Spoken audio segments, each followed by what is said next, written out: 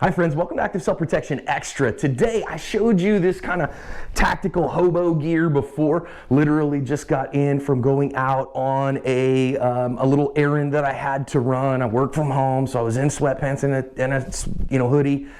Showed you everything I have on me. Now let's work a little bit out of that and see what kind of draw to first shot and what kind of accuracy standards that I can get out of this kind of setup. Throwing targets are lightweight, weatherproof, take thousands of rounds of shooting and make shooting fun.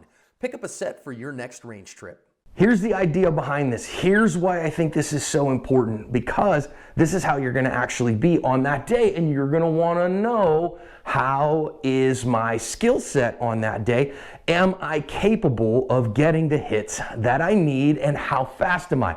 Talk about this on the big channel all the time. When you know what your draw to first shot is, you know what your visual cues need to be in order to get an effective draw and first shot. So why is this so important? Because this will tell you what's my go signal. Go signal is going to be visual on that day. We talk about that on the main channel all the time. So I'm in that tactical hobo-ness, and I'll tell you the one thing that screws me up on this particular setup as opposed to my kind of normal, which would be like a pair of cargo pants or chinos, whatever, and a polo shirt is very typical for me. But with this on in particular, what messes me up and changes my timing is the trauma kit. The trauma kit that I put here in my hoodie pocket when I'm wearing a hoodie does make for a little bit of difference. And so, you know, that little bit of additional time that it takes changes what my go signal is, and the only way you learn that is by getting some reps and understanding what it is. Now, I could change that by simply having a t-shirt with a zip up on it and side pockets on it. So if I took this instead, and instead of it being in the front pocket where I'm gonna go draw because that's where my firearm is because it's appendix carried, instead if I move that into a pocket in my side pockets like I had a zip up or something like that and just zipped it up and then pulled up, probably would go away. I just happen to be wearing a hoodie right now, so knowing what my clothing choices do to my draw and fire sequence is critically important. One of the reasons that you do this is to learn and suss out how you are dressed and maybe small tweaks that will help you. Now, you probably didn't notice this, but one little concession that I've made, one thing that I do when I go out like this is I have actually taken the kind of stretchy elastic band of my hoodie, and rather than leave that down, I actually tuck it up underneath, and I make sure it tucks up underneath where my t-shirt is. So it's still doing the same thing, right? It's still kind of holding my hoodie onto my person, but now instead of it being separated from my t-shirt that I have underneath this, it's holding onto my t-shirt so that when I move my sweater, it moves the t-shirt with it. Now, this is one of the things that we talk about in colder weather when you're wearing multiple layers. Some people would prefer they'd actually tuck their t-shirt back behind their gun. I think that's another opportunity as well. I just also think that there might be times that I would then take this sweater off, and so rather than having to reach underneath, untuck everything and all that stuff, then I would just actually undo this kind of underneath and grab a hold of the t-shirt, and now it's not part of that, but when I set there and it's all underneath that, then I grab a hold of this, and guess what? The t-shirt comes too, and I have access to my firearm like I want. Just a little tip. To get a little bit of understanding of this, I have my Mantis X10 here. I've got my X10 and a barrel block in the gun. Gonna run a few holster draw analysis here on our 3rd scale targets. So these are 1/3 scale targets. I want to make sure that I see my sights and get a trigger press with an A-zone hit.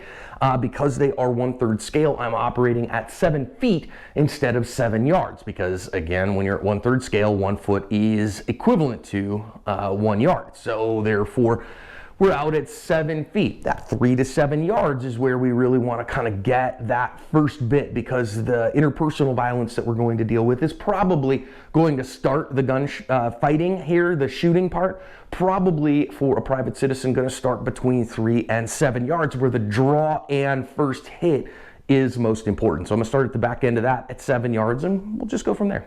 All right, we're going to start with my fig leaf. Good A-zone hit, and a 1 flat, like a 105, that's good. Stand by. Okay, that was like a good A-zone, maybe a borderline Charlie. Same thing, 105, which is pretty good. Okay. bad. 107. Stand by. Oh, bobbled draw. Then 1-3 because of it. Okay, hang on a second here. Hang on, now I need to get everything organized again and put everything away correctly. 1 second. Let's get everything put back together nicely. All right, very good. Exactly where I wanted Stand it. by. Got a good A zone there, again about 105. So here's what you see on these. You see a 112 average because a 105, a 107, and a 105. So 105, 107, 105. So I'm around a 1 flat, 1-1 guy out of this when if I have this in my pocket and I'm getting to fig leaf. We've talked about fig leaf a whole bunch and where would I stand like this? Guys, straight up, if I'm standing in line at the grocery store waiting, I just kind of hang out. This is my hangout. Like, it's just super easy, and guess what? I have a hold of this as a big old handle. And there's always going to be some haters who say that's not how things really go, but the reality is I've never seen a gunfight start like this. I've never seen a real gunfight start with somebody with their hands at their sides.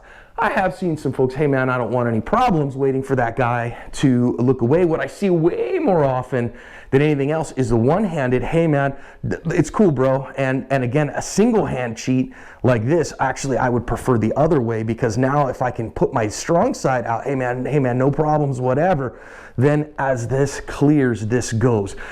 So we can do that. That's still, I would say, the same thing of what we'd call a half fig. What I would call a half fig at least, but let's run a few from a hands up position as well. When it's time to actually go from the hands up position, I do not recommend that you go underneath here and grab this. A couple things. Number one, you'll tend to punch yourself in your twig and berries, which is not fun.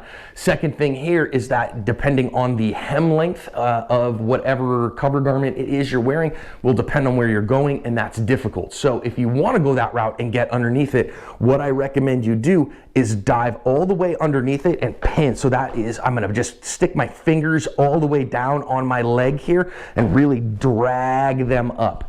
Takes a little bit of time. The other alternative that I tend to do is you come here and grab a fistful of your cover garment. Don't grab it left to right here. We don't want to grab east and west. Something I learned from Scott Jedlinski. When we grab east to west, it bunches everything and makes it harder to take the slack out. Instead, we grab north-south. That starts bringing this up, and then that turns and clears the cover garment to get it out of the way. Let's try a few. Stand by.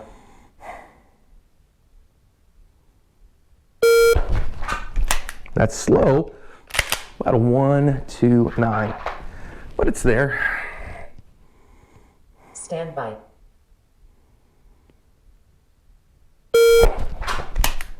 Okay, that was a little better. It didn't see it though, it saw the reset. So that saw 183. Whereas that one was actually faster.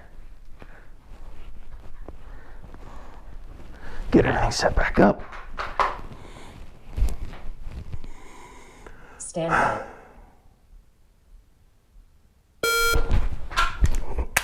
Didn't reset my trigger. So that one did take 173 because I was not ready for that trigger. I didn't have the best grip. Stand by.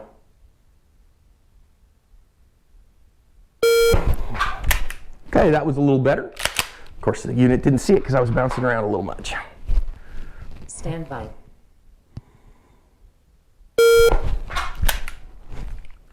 All right, 135. What we see in those ones, if you look, the one bubble draw for sure. 1-3 is about what I'm capable of if I go from that position. So this is one of the reasons that I do tend, now I'm gonna run a couple more from a hand down like this. Again, this idea of, hey man, I don't want any trouble, and then I'm gonna cheat to this and go from here. But this is not cheating in terms of not being realistic. It's cheating in the sense of, hey man, I don't want any problems. I'm cool, bro, just be cool. I see gunfights start from here in real life, on the big channel, all the time. So go watch that if you think this is not realistic, because it's very realistic.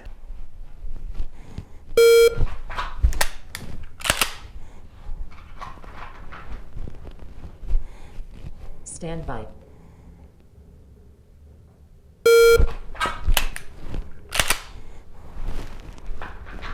Hold on.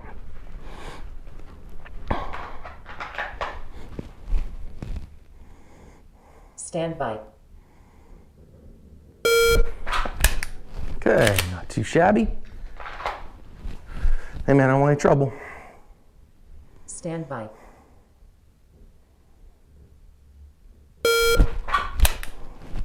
Okay, that would have been a Charlie. Stand by.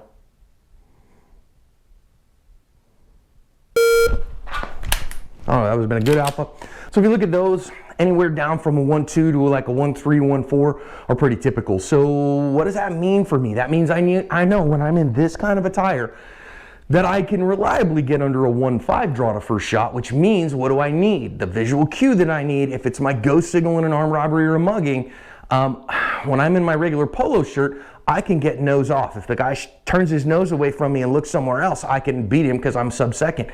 Out of this kind of getup, a little less likely, but I'm around 1.2, something like that. So that means I go on the 1.5 signal, which is he shows me his ear. So he has to look farther away from me. That's my go signal.